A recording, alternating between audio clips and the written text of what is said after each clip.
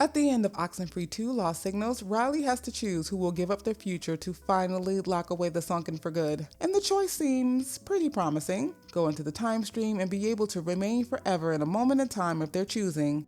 Maybe. Now, in order to explore the motivations of these characters' willingness to sacrifice themselves to an uncertain future, there will be quite a few spoilers, so if you haven't played Oxenfree II yet, consider yourself warned. In the original Oxenfree, the concept of sacrifice shaped the ending events of the game. There were decisions Alex had to make, such as deciding whether to encourage Michael to leave town, knowing that that would lead to his death, or deciding whether to let the Sunken erase Clarissa completely from existence. But these were not quite final choices due to Oxenfree's time looping. You know that whatever choice you make, in some form, there's another version of Alex making a different decision and experiencing a different outcome. Plus, you can continue the game in a new loop and undo any decision that you previously made. But in Oxenfree 2, the in-game sacrifice is final. There are no time loops, no try to get things right next time. And this is a life-altering decision. And this life-altering decision is really based on an educated guess. Alex has learned so much during her time being stuck between timelines, but locking the portal from within the time stream is not something that has been done before. So she's speculating to some degree on whether this is the actual fix. Despite this lack of clarity on exactly what will happen to them, Olivia, Riley, and Jacob each have their own personal reasons to take a chance on entering the portal. They all want to avoid the pretty dismal future that they see ahead for themselves. I am the goddamn hero of this goddamn story, and I am going into that portal! Olivia Massell is the catalyst for the events in Oxenfree 2, having been the one to originally make contact with Alex on the other side of the portal and getting all of this interdimensional drama started up again in the first place. But she has a pretty compelling reason. Olivia's parents were members of Parentage who died in a prop plane crash 2 years prior to the game's events, and she's now in the custody of her aunt and uncle. Her family is seen as wealthy eccentrics, and she has a difficult time coping with grief since her parents passed away, recalling that she used to be happier and able to make friends more easily, but not anymore. And being a member of Parentage, Olivia is aware of the triangle-shaped portal, being that the portal's existence is a keystone element in the formation of her religion. Speaking of Parentage, Parentage is a religion, organization, cult, whatever you choose to call it, that began centuries ago during a freak lightning storm that occurred over Edwards Island. Due to the island being in the midst of a drought and everything being so dry, when the lightning struck the ground, it set the earth beneath it on fire, burning everything and killing hundreds of people. Those that survived saw the triangle-shaped portal in the sky, and within it they saw what they considered to be paradise, which they called Planet Shine. This glimpse of paradise quickly disappeared from view, but those that survived created Parentage, with the first members being born with ash on their tongues. Generation after generation, the cult tried to recreate that moment to see paradise again by setting willing, and also likely unwilling, people on fire. But they never saw the shape again. I actually made a video theorizing about the lore of Parentage. I wasn't completely right, but I wasn't completely wrong either. Over time, people became disillusioned with the cult and dropped out, and eventually Parentage rebranded into more of a spiritual, moon-gazing, naked forest dancing, celestial or earthy yoga religion focused on creating a sense of peace and harmony. But the idea of Planet Shine has persisted through the evolution of the religion, and Olivia wants to reconnect with her deceased parents there.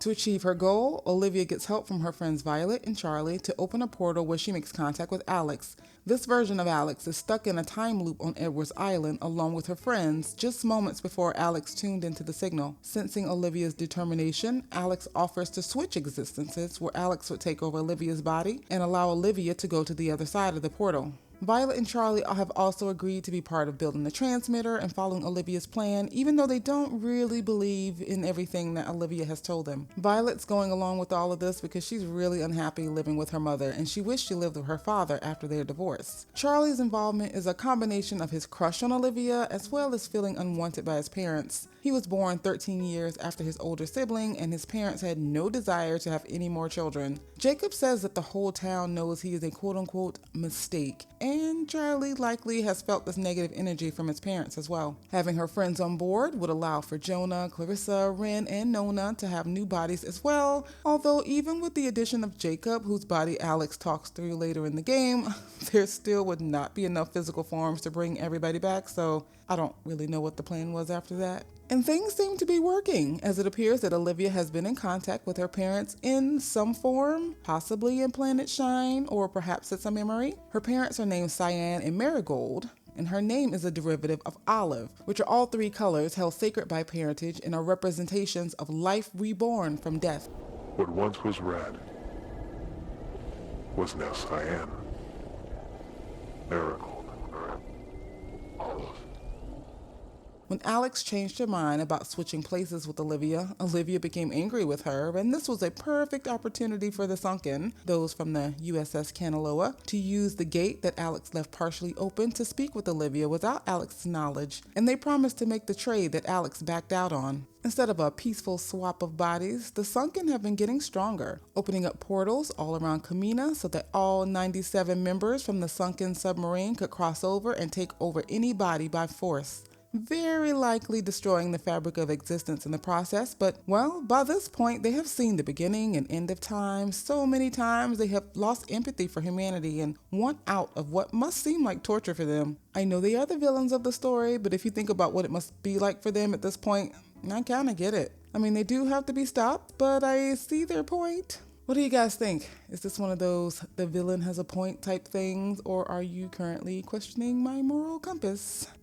Once the Sunken have been pushed back from their hostile takeover, everyone assumes that the Sunken tricked Olivia into believing they were some sort of gods, but she was well aware of who they really were. However, she believed switching places with them would be beneficial for everyone, and she was willing to do whatever they wanted to see her parents again, and insists that she deserves her happily ever after. Her insistence and determination is likely the reason why the vast majority of players chose her to go into the portal and lock it from the time stream, 74% at the time that I chose this ending. Alex, who has peered into all of their futures, says her future is cloudy and uncertain, which likely means that her future varies wildly and there's no real way of knowing how her actual life will go. But Olivia is only 16 and may not fully grasp the long-term consequences of her actions. Alex tells them that they can choose their moment in a time where they exist on repeat forever.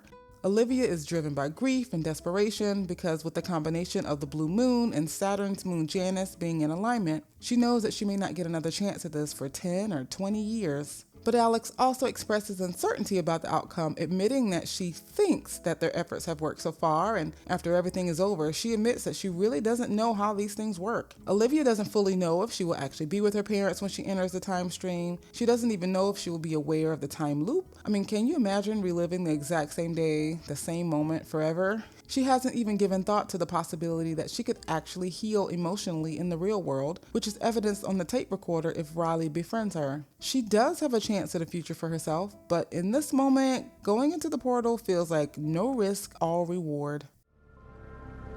This is gonna be it. This is the apex of my accomplishment.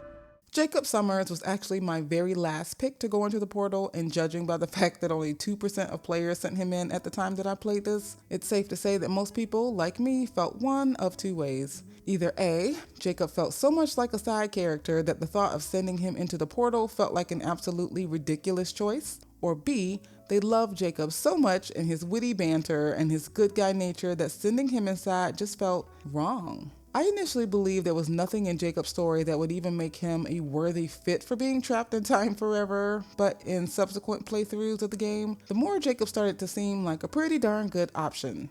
Despite being in the position of Raleigh's companion, Jacob has the biggest connection between Oxenfree I and Oxenfree II, as well as between Oxenfree I and the events that occurred before the first game. As a child, Jacob was friends with Maggie Adler, who took an interest in him when she saw him reading all alone in the library. She shared with him the truth about the implosion of the USS Kanaloa, her experiences with the ghosts on the submarine, losing Anna in an experiment, and the importance of the radio waves in communicating with those on the other side. He believed in Maggie so much that he buried letters for her all around Kamina's coast and spent his entire life doing whatever he could to prove her right. Luckily, keeping all of her journal writings, which were extremely valuable in helping him and Raleigh know exactly how to disable the portal that the parentage trio had opened. Jacob became interested in and educated himself about radio technology and super nerdy stuff. He admitted that he chose the job to assist Raleigh with the transmitters because of the weirdness related to the radio signals and his belief in the ghosts and the crew of the USS Kanaloa. He's the one who brought along the radio for Riley to use, knowing that it could tap into weird frequencies that previously occurred only over Edwards Island, but can now be picked up in Kamina too. Growing up, Jacob knew that others considered his interests to be a bit weird, and it's possible that led him to living a more isolated life in a cabin in the woods in a park that he inherited when his parents passed away. Quick side note, Jacob's house is the only one in Barrison Creek, the same area those 50-plus people were all found burned to death in a parentage cult ritual. Be sure to check out the video on that after you've gotten to the end of this one, please and thank you. Jacob's parents died when he was in his 20s, and he appeared to have a pretty good relationship with them, even though they may not have fully understood his interests. Jakey, what did I say? Talking to someone. I got someone. What did I say? No walkie-talkie before dinner. Now, your brother is...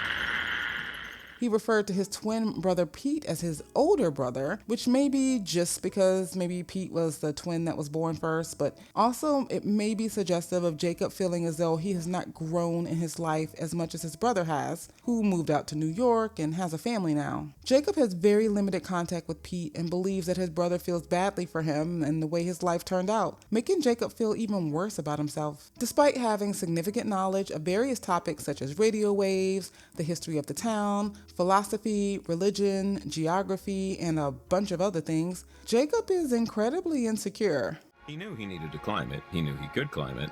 But the doubt, oh, such towers of doubt, if he actually would. Riley climbed with ease. Riley always climbed with ease. As she scaled the heights with ability and grace, Riley Poverly wished Jacob would get his ass in gear and climb. Jacob noted Riley's impatience. To the surprise of none, it helped not a bit. There were many moments where he would carefully bring up topics that he thought Riley might judge him on, or he would shut down if she responded to him too harshly. He views his role as a fix-it man as insignificant, and his insecurities are likely compounded by the lack of respect that others seem to have for him. He was given the nickname Gingerbread when high schoolers knocked over a portable toilet he was using and laughed at the reddish color of his pubic hairs. Under the internet handle of Wolfman's Got Nards, he posted information about Maggie Adler's research on the website Kamina's Crypts and Creeps, thinking that no one would care enough to pay attention since he is so used to no one caring about what he has to say. But in a twist of fate, Charlie, the same one who mockingly called him gingerbread to his face, found value in Jacob's research online and used that information to help Olivia build the transmitter that she used to open the portal in the first place. If Riley tries to leave him on Kamina while she goes to Edwards Island, he insists he go because this is the most worthwhile he's felt, maybe ever in his life. He realizes that he has dedicated his entire life to this moment, and he hates that he's never left the town or done anything worthwhile in his life. He wonders if he will be perceived as the lonely old hermit who was right once, and he's tired of being a fix-it man and instead wants to create something to be remembered by. But when the time comes to enter the portal, if he and Riley have bonded in friendship, then he will stand by quietly and not volunteer to go in. Her friendship has finally given him a glimmer of hope, something to live for, a connection that he has not had since Maggie and his dog Athena. However, if Riley is more rude to him or doesn't bother to reach out to him in friendship, he pretty enthusiastically offers to go into the time stream to lock the portal. Yeah, okay, sounds good. How do I, do I need to take off, like, my shoes or anything? What? What are you talking about? You're saying you want to go. Will you shut up, Jacob? No, Riley, you shut up. I've been waiting to see what Maggie has been chasing almost my entire life. Noting that he does not like his life, but he did once, which is pretty vague. I feel like we never get a clear understanding of exactly what point in Jacob's life he even felt at peace or confident. Was it when he helped Maggie Adler? Is it when he creates his art sculptures? Is it the day that he first got Athena? I have no clue. He says he doesn't want to live forever, but he doesn't want to die forever either. And I totally understand that, because for the vast majority of us, we have about 2 more generations before we are forgotten, our children and our children's children. But Jacob doesn't have those, and he's afraid that he hasn't left any mark on the world. So he views this sacrifice as the apex of his accomplishments, even if no one ever really knows. I don't have a future. I barely have a past. And this might be a way to do some good, while I still have time to do it. And then we have Riley, who has the incredible burden of deciding who should be the one to go into the time stream and lock it from the inside because she is the one in possession of the radio. When I played this ending, surprisingly only 24% of people selected Riley to go into the portal, and I was actually pretty excited to see what would happen for her once she entered it, because when you send in Jacob or Olivia, the game stays focused on Riley, where she ends up back at the bus stop, has a little chat with Alex, sees all of our old friends, and everyone just hopes for the best. But when Riley chooses herself, we get the opportunity to see her moment in time that she wants to stay in forever. And while Olivia undoubtedly chooses her past, and Jacob, I have no earthly idea, Riley gets to spend her time in the future with her unborn son, Rex. Riley has only recently returned to Kamina after leaving long ago, and it appears that the very first thing she has done is avoid all of the ghosts of her past by making her first stop in town working at her new job. She's tasked with planting transmitters around Kamina because of frequency anomalies around the town that have been happening in the past few months, disturbances caused by Olivia building the portal, but of course no one knows about all of that at this point. Jacob remembers her from high school and questions why she has returned, being that Kamina is one of those towns where people leave and they don't come back.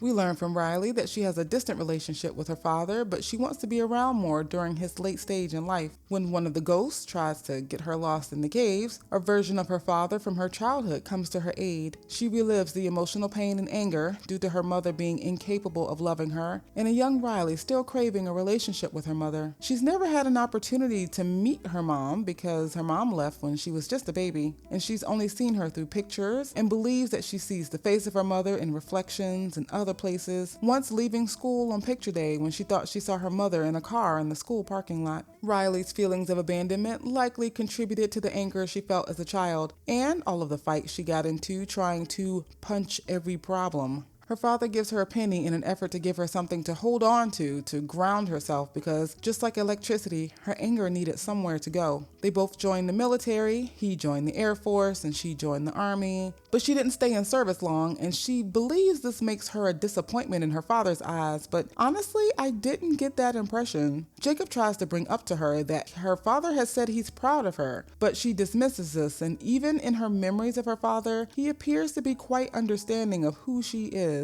and wants to help her channel all of her energy and her anger into making the most out of her life. I actually got the impression that Riley was more disappointed in herself. She has a pattern of running from her problems rather than facing them, perhaps seeing that trait from her mother and her own self. She quit the Army before even finishing basic training. She was angry with her boss for firing her when she didn't go to work. She pushed away a romantic partner who wanted a deeper relationship than she did, and she drowns all of her sorrows in alcohol rather than deal with them head on. It becomes apparent later that her main motivation for returning home is that she is 2 months pregnant and she wants to become a better person for her unborn son. But she doesn't really believe that she can do it. She continues to act recklessly, such as leaving Rex's father without telling him she's pregnant, and leaping across ledges with a complete lack of disregard for her well-being or her child's. Are you okay?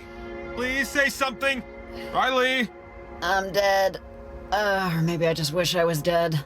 And when adult Rex makes contact with her, most of her dialogue options center on her feeling that she continues to make mistakes in her life. And Rex doesn't deny this. But you just don't take your own damn advice, Mom. You never do. You never did. So, I'm here now to make you take your own advice. He knows that his mother will not be the best mother and she will fall short of her goals of improving herself before he arrives, but he also knows that he learned so many life lessons from her. Lessons that he also rejects at times as a child, but that's because he has some of the similar pain and anger that she did. But Rex also appreciates the many ways that she has played a significant role in his life. When the time comes to choose who goes into the portal, Alex warns her that her relationship with Rex will deteriorate in a similar manner as it has with her father. Not good. And while Alex doesn't say why, I get the feeling that Riley will continue to struggle with her negative view of herself and behave in a way that slowly whittles away the bond she does have. When she locks the time stream, we see her exploring the park with a young Rex, which is a bit reminiscent of her times in her childhood spent with her father. And just like Alex has knowledge that she and her friends are looping on Edward's Island, even though the others do not, it appears that Riley is also aware that she is in a time loop, even though Rex does not. Slow down when you take it, so when the boulder slides, you don't scrape your knee. How do you know that's gonna happen? I just do. Interestingly, Riley told Jacob that living forever is scarier than death, but she seems so at peace in her decision. She says that she has no more future than she does a past, and she wants the opportunity to do something good for once. While with Olivia, I worry that she might regret her decision, but Riley is older and she isn't making this decision based purely off emotion or desperation, but rather a desire to maintain the love and connection with someone in her life that otherwise she probably would not. And for that, it's totally worth it. And I hope making it to the end has been worth it for you. If so, consider subscribing for more story game explorations. And if you're interested in learning a bit more about parentage, here is that theory video I keep talking about. So go see more of what the cult is all about.